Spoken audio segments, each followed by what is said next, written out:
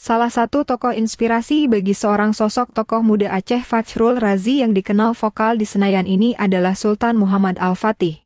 Bahkan kejayaan Aceh terkait di masa Utsmani Turki. Suatu kebahagiaan yang sangat luar biasa bagi Fachrul Razi, senator asal Aceh yang berkesempatan berziarah ke makam Panglima Perang Sultan Muhammad Al-Fatih. Alhamdulillah, ulang tuan katruh di pekarangan makam Sultan Muhammad Al-Fatih. InsyaAllah kita jadi akan namung makam. InsyaAllah kami akan namung makam. Pada abad ke-16, kerajaan yang terletak di ujung barat Pulau Sumatera ini pernah menjalin hubungan dengan Kekaisaran Turki Utsmani. Hubungan diplomatik antara kerajaan Aceh dengan Kesultanan Turki Utsmani dimulai pada masa pemerintahan Sultan Alauddin Riayat Shah, Sultan Aceh ketiga yang berkuasa antara tahun 1537 hingga tahun 1568. Alhamdulillah, kita ini katruh makam Sultan Muhammad Al-Fatih yang dikebumikan di makam di Istanbul Turki. Dan doa insyaallah makam kubu, kedua kubu wujud diterima di sisi Allah Subhanahu wa taala.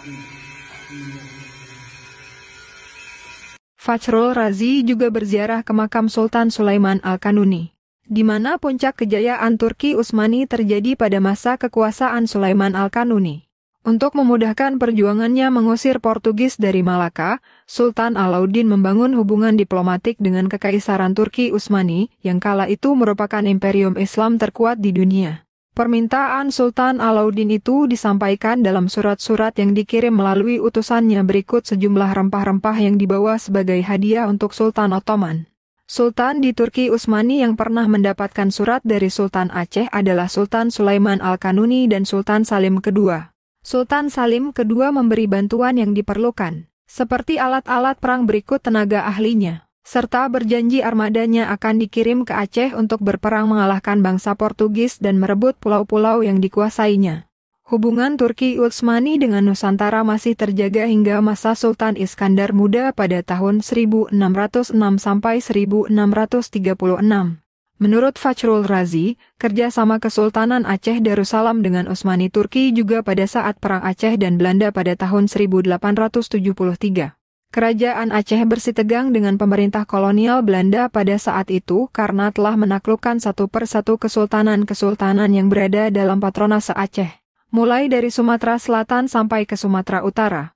Konflik itu akhirnya memuncak ketika Belanda mengultimatum Aceh untuk berperang secara terbuka pada tahun 1873. Mengawali sebuah kisah 30 tahun perjuangan rakyat Aceh melawan Belanda yang baru mampu diakhiri pada tahun 1903. Sultan Alauddin Muhammad Daud Shah, Sultan terakhir Kesultanan Aceh, berkontribusi sangat besar dalam peperangan tersebut, termasuk dalam permintaan bantuannya kepada Khalifah Utsmani saat itu, Sultan Abdul Hamid II. Pada saat ziarah ke makam Sultan Muhammad Al-Fatih, Fachrul Razi berkisah bahwa Muhammad Al-Fatih merupakan Sultan Turki Ottoman yang berkuasa selama 2 periode, yakni sejak Agustus tahun 1444 sampai September tahun 1446.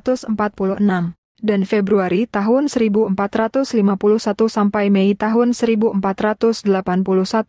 Ia terkenal sebagai penakluk Konstantinopel atau sekarang Istanbul Turki, yang sekaligus mengakhiri riwayat Kekaisaran Romawi Timur. Penaklukan Konstantinopel oleh Panglima Perang Muhammad Al-Fatih adalah salah satu sejarah penting dalam perjalanan peradaban keemasan Islam. Konstantinopel menjadi pintu bagi masuknya Islam ke daratan Eropa. Dari sinilah kekhilafahan Utsmaniyah yang berpusat di Istanbul, Turki menjadi negara adidaya yang disegani dunia saat itu. Biografi Sultan Muhammad Al-Fatih telah menjelaskan kepada kita tentang rasa bangga mereka terhadap Islam, kecintaan mereka terhadap Al-Quran, serta kesiapan mereka untuk mati di jalan Allah.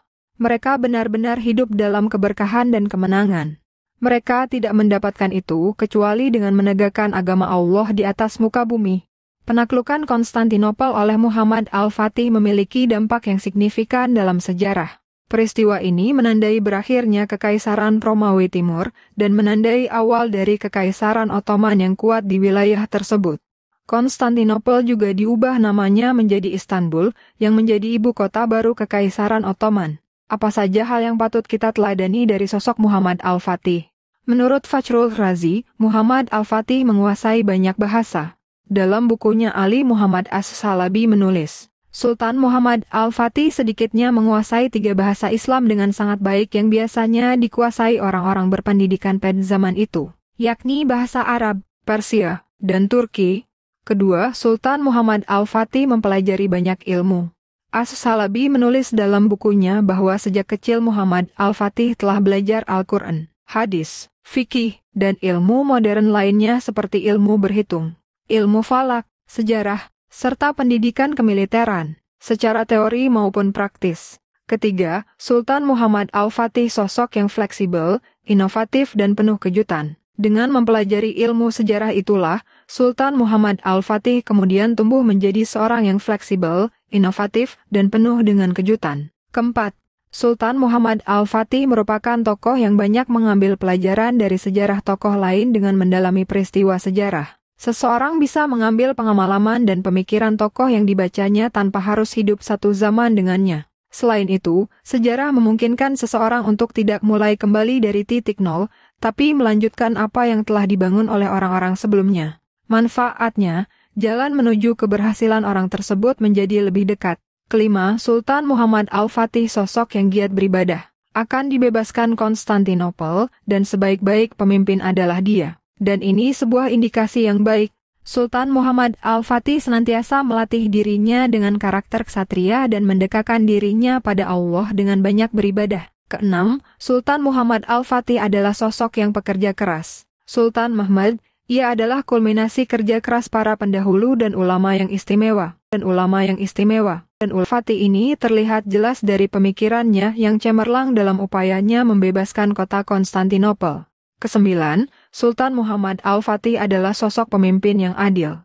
Al-Fatih justru menghormati para pemimpin agama lain dan berbuat baik kepada mereka. Slogan yang pernah Al-Fatih katakan adalah, keadilan sebagai pondasi kekuasaan. Kesepuluh, Sultan Muhammad Al-Fatih memiliki keteguhan hati dan keyakinan. Al-Munyawi mengisahkan dalam bukunya, ketika Konstantin menolak untuk menyerahkan kota Konstantinopel, Al-Fatih bersiteguh, baiklah. Tidak lama lagi aku akan mempunyai singgasana di Konstantinopel atau aku akan mempunyai kuburan di sana. Dan ke-11, Sultan Muhammad Al-Fatih memiliki sikap tawakal. Di samping itu, Al-Fatih juga diajarkan untuk tidak berbangga dan berpuas diri. Berbekal pengajaran dari para gurunya itu, Al-Fatih kemudian menanamkan sikap tawadu atau rendah hati atas semua pencapaian dan mempelajari kekalahan sebagai pertanda kurangnya ketaatan dan usaha.